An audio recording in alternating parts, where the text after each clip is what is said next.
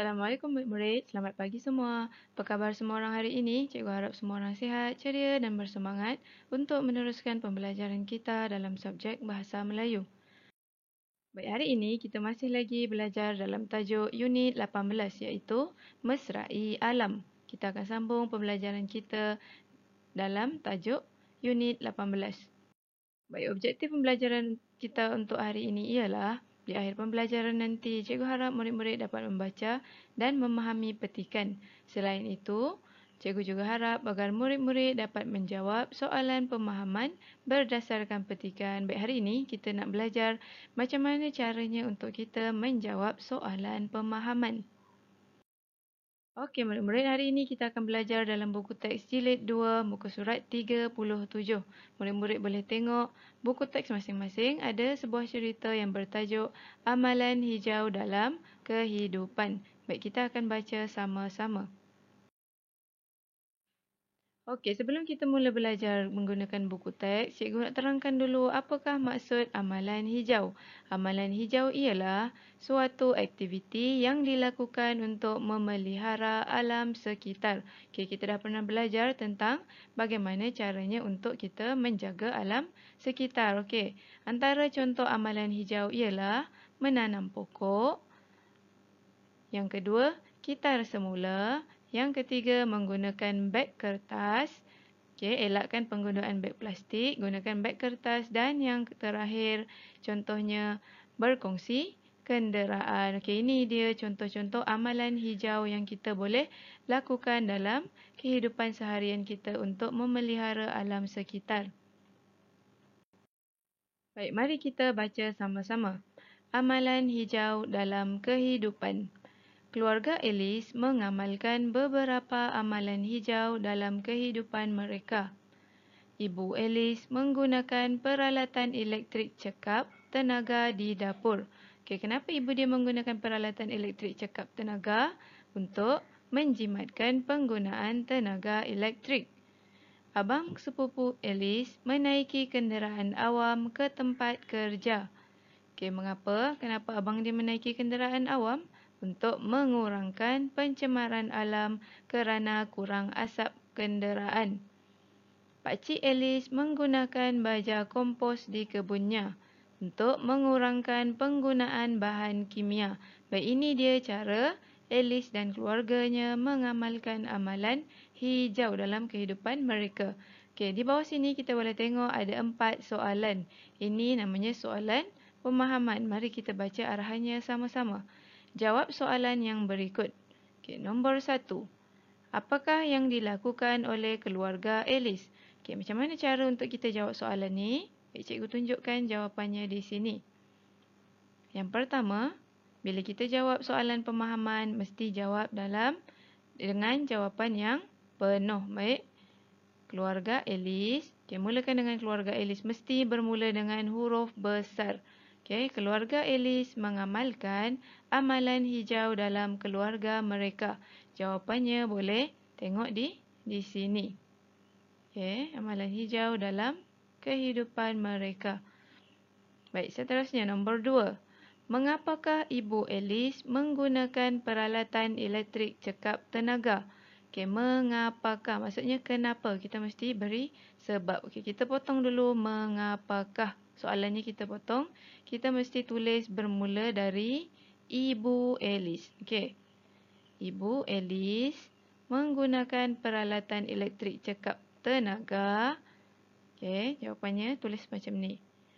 Ibu Alice menggunakan peralatan cekap tenaga untuk menjimatkan penggunaan tenaga elektrik. Okey, perkataan ibu mesti bermula dengan huruf besar. Dan jangan lupa letak tanda noktah di akhir ayat. Okey, setiap ayat mesti berakhir dengan tanda noktah. Baik, jawapannya kita boleh cari di dalam maklumat yang diberi. Baik, seterusnya. Kita tengok soalan nombor 3. Setujukah kamu bahawa amalan keluarga Alice dapat mewujudkan alam yang mesra? Mengapa? Okey, dia tanya 2 soalan. Yang pertama, setujukah kamu? Yang kedua, mengapa? Okey, kita bersetuju atau tak bahawa amalan keluarga Alice dapat menjaga alam sekitar. Ini ialah soalan kebat, kemahiran berfikir aras tinggi. Okey, kalau ada tanda gambar otak ni, maksudnya dia soalan yang kebat. Baik, contoh jawapan yang cikgu beri. Ya, saya setuju bahawa amalan hijau yang diamalkan oleh keluarga Alice dapat mewujudkan alam yang mesra. Okey, kita kena tulis dari sini, bahawa.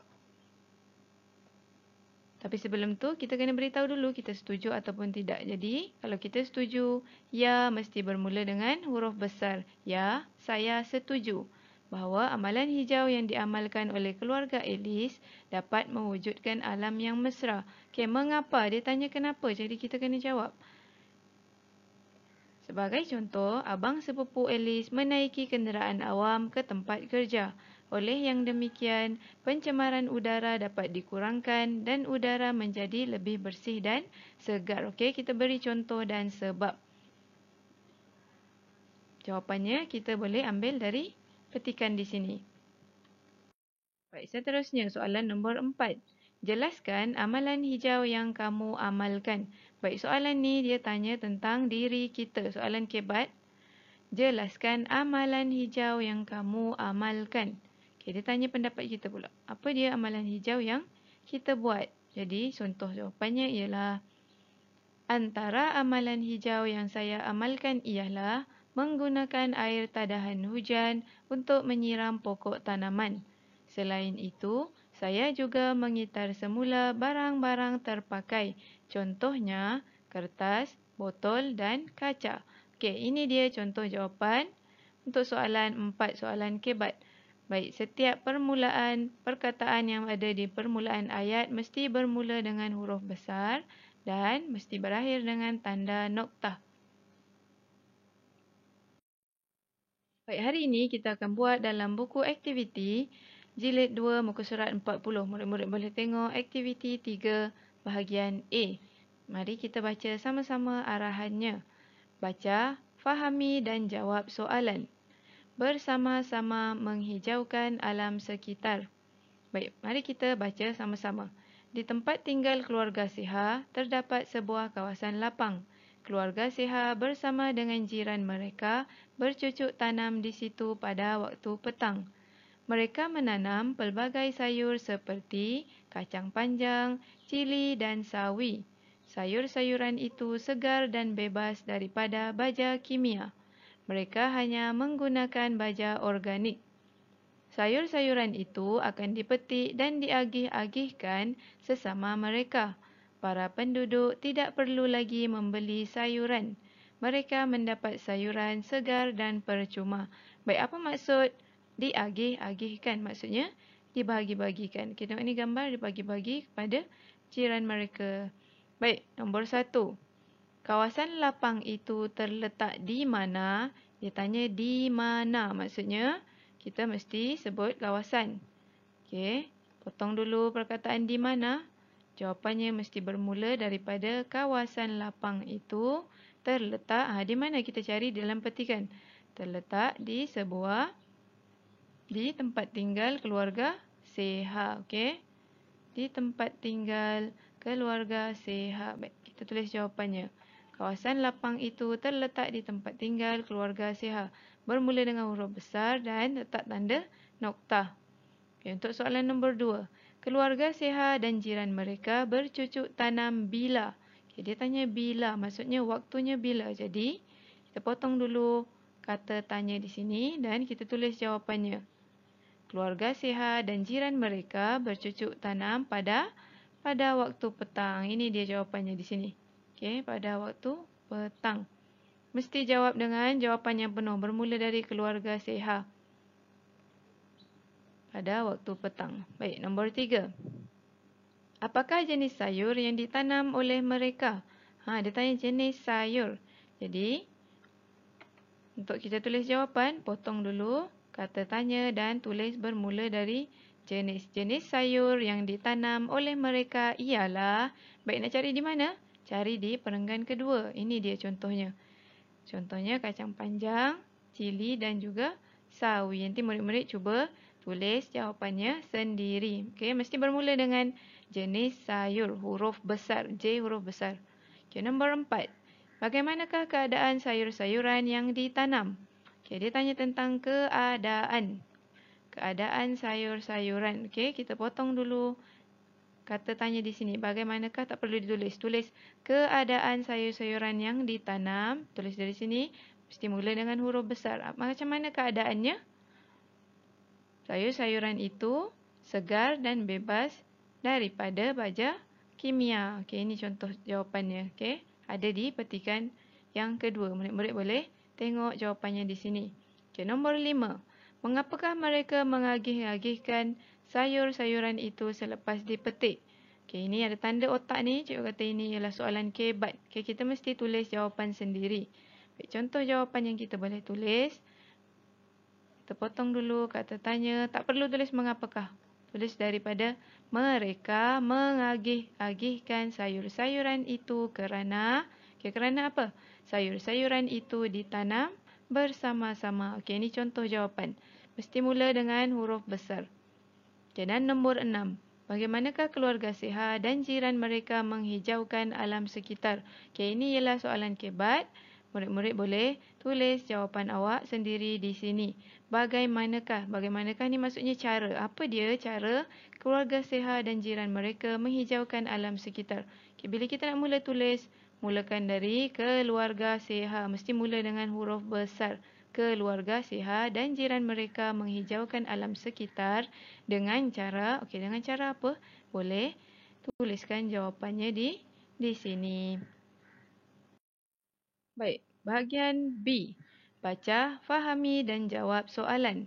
Buang secara betul. Okay, kita baca sama-sama. Anak-anak Encik Zainal dididik cara membuang sampah dengan betulnya semenjak kecil. Encik Zainal menyediakan 2 buah tong sampah di rumahnya.